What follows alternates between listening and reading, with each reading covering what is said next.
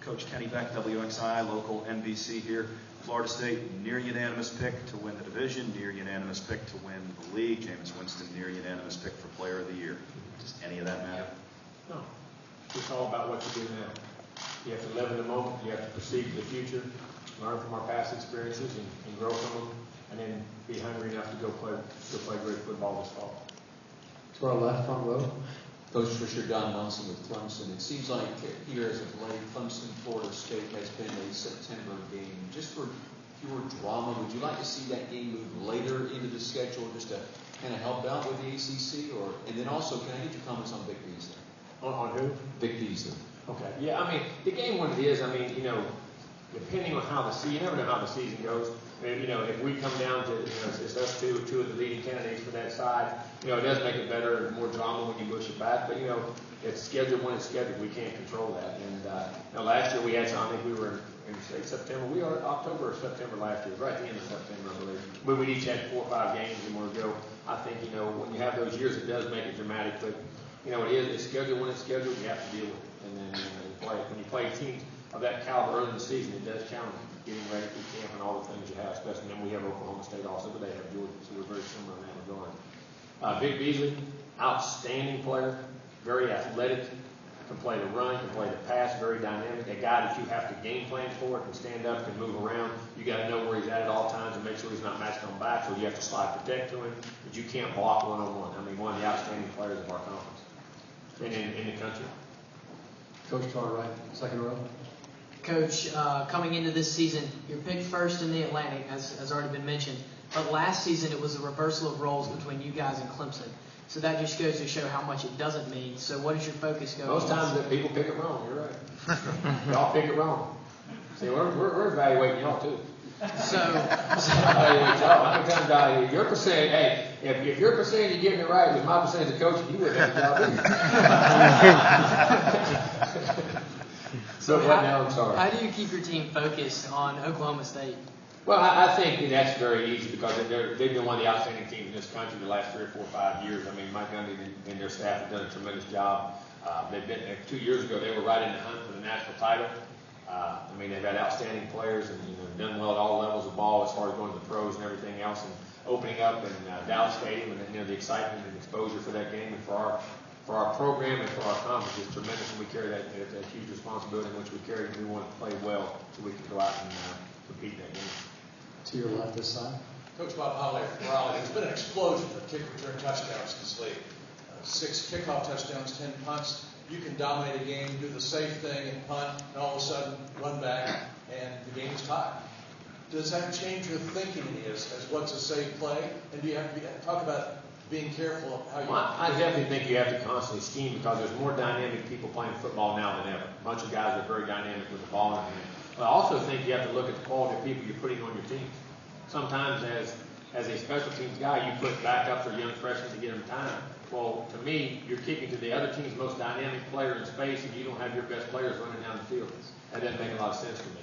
So we play a lot of starters in all of our special teams, especially our punt cover team, because those things and how to protect and block the punt. So, those things are very important to us. We spend a lot of time on that, but you definitely do have to calculate and know who you're kicking it to and how you're kicking it to and making sure you're covered. Coach, over here this side. Yes, sir. Coach, Jim Connors from Time Warner Cable News. This time last year, we were asking you how important it was for you to kick the door down and win it all, and for the conference to do that. And now that both boxes have been checked, how much do you feel still remains to be proved that the ACC is a top-tier football conference and that you're a legit perennial national title contender? I think you have to prove it every day. When good enough becomes good enough, you have a problem. If you don't ever keep that attitude of domination, that hunger to be great, somebody's going to pass you up. It's too competitive in our business. There's too many good players and too many good coaches out there to not stay on top. And I think that's always your goal. If you don't have that, you should get out of it. If your goal is not to be that way and put the time and effort and the planning into that, and that's why we're at Florida State. That's why I want to coach at Florida State. And that's our attitude, and it's going to be our attitude as long as I'm there. Next 3 questions will come from this side. Hey, Coach, Jeff WRL in Raleigh. Talked to a couple of your players yesterday. They were excited to have an opportunity possibly to play in a football Final Four. I think across the country there's an excitement What about as far as a coaching staff to know after you win your national championship game last year, you would not have to play another game to win it? What's your perspective as a coach there? Well, I think it's uncharted territory for everyone. No one knows. I mean, there's no one can give a solid answer because no one's done it. And you can't say I did it. We know I was in 1AA playoffs too, but that's different. It's a 2-game deal, and the amount of time you have off, I think we're all going to be in uncharted waters. We have to have a plan if we're fortunate enough to be in that situation. We all plan to be there. Getting that calculation of how hard you work guys into that game, because before it's a 1-game deal. Now, when you get to 10 days after, and how you're going to handle travel back and forth and all those logistics, I think it's very critical. But everybody's going to have the same chance. Everybody's going to have the same problems and be in uncharted waters themselves. But that's the goal. You want to be a champion, you got to get in it. So I think the excitement will override all those things, and we're looking forward to it too. It'd be very exciting, and great challenge. Still on the end of the road here. Coach Paul Rogers from Louisville Radio. All of a sudden, we've had 2 straight freshman Heisman Trophy winners, which never happened before. You can speak to Jameis. What are guys just developing quicker? What are some of the attributes of him and for both of us? Well, I think the game and the way all the 7-on-7s out there, all the camps, all the quarterback coaching, I think these kids are getting a greater knowledge of the game of football at a much younger age, and we're also developing better physically. I mean, look at, as I say, kids. We don't allow kids to be kids anymore. You don't get to have that childhood. We're making them grow up so much quicker, and I think that the technology of the computers and the knowledge they can get on there, watching film, watching game film, listening to people talk, I think we're being developed more physically, more mentally, and we're getting better coaching at the lower levels of ball. And I think that's allowing these kids to develop and be ready when they come into these atmospheres and environments. And they're used to going out, like I said before, when you got to a class, you never knew who was in your class till you came on campus. Now, these guys know each other as juniors, and they're recruiting each other because they're in a rivals camp, or Under Armour camp, this camp, that camp. And I think they feel comfortable. They know everybody's abilities. And I think they're all developing in all facets of the game that much quicker. Coach, right here, front row.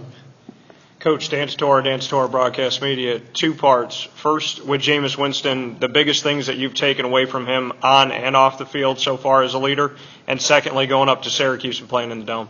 I think, first of all, Syracuse and the Dome is one of the great places to play in college football. It's one of the unique places, extremely loud, extremely vocal, have great tradition, will be a tremendous challenge for our football team. There's no doubt about that. On Jameis, I think the thing about Jameis that amazes me is his ability to learn.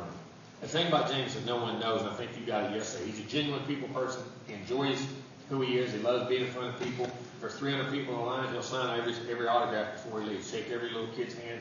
He understands that. But his ability to learn, his intelligence level, not just as a football player, but as a person, as a student, all the things, he's a true student athlete.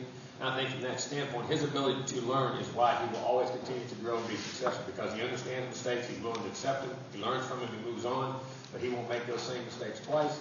And I think his character, down deep, who he truly is remarkable. And the more you're around him, the more you're amazed by him. Seated by the light pole here. Coach Mark Larson, Time Warner Cable News, Syracuse. More kind of on that, going to the Dome as a guy who grew up in West Virginia and loving that rivalry, taking your team up there, and Jameis, how he performed at Death Valley last year shows that he doesn't let that kind of environment rattle. Can you talk a little bit about that? Well, he did, and I say this about environments. Environments don't bother you when you're prepared. When you do your due diligence as far as the practice field, the film work, the game plan, and you feel very comfortable and confident going into something. Athletes have a funny way of, as I call, blocking out the clutter and the noise. They perform.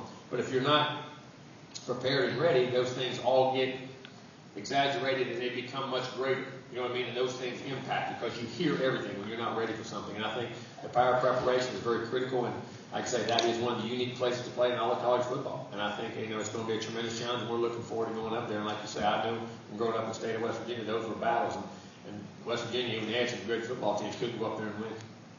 Standing up next to the camera here. WHS 11, Louisville. What does Louisville bring to the ACC? Maybe more specifically, what do they bring to the Atlantic Division? Well, I think another very credible, great football team. I mean, they're 12-1 the last 2 years. They won the Sugar Bowl, beat Florida. They won the bowl game last year, beat Miami, had 1 loss each of the last 2 years. Hey, you remember, they had 3 first-round draft picks last year. That's as many as any team in this country. So, I mean, they got a quality program, quality coaches, quality history, and I think it's going to only enhance the ACC, and I think they're going to be a tremendous, new member of our conference. And it's only going to add to our conference and our conference strength and our strength of schedule.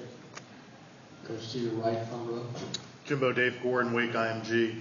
I remember sitting next to you at Pinehurst a few years ago when Jimbo had first committed. You were very excited then. He obviously bore that excitement out last year. You talked about him being a great learner. What are the one or two things you would like to still see him get better at? Well, I think, he's continually getting better fundamentally. I think as a player, you have to grow yourself physically, his footwork, his eye movement, his eye control, looking guys off even more. And I think then, understanding defense even that much better, recognizing certain things, blitzes, scenarios that much quicker because he can process the game and get the ball out even quicker, which he does tremendously now, but I think you can always get better in those things. And I think, being patient, I think, there's going to be a challenge to be patient because people aren't going to try and give up big plays to him this year, but, acknowledging when they're there and just making sure you don't get bored with the game. I think sometimes great players, great teams, greatness in general can be dethroned, for lack of a better term, from boredom.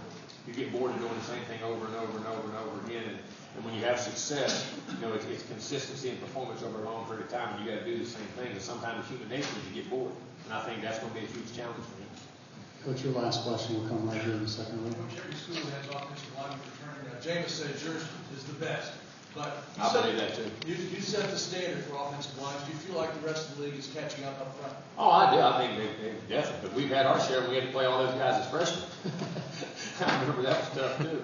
But I think it is. It's about when you have those guys in the trenches on the offensive, defensive lines, it makes the game much easier. We have tons of experience, athleticism, and ability. So and knowledge. So I think that will be a tremendous advantage for us this year.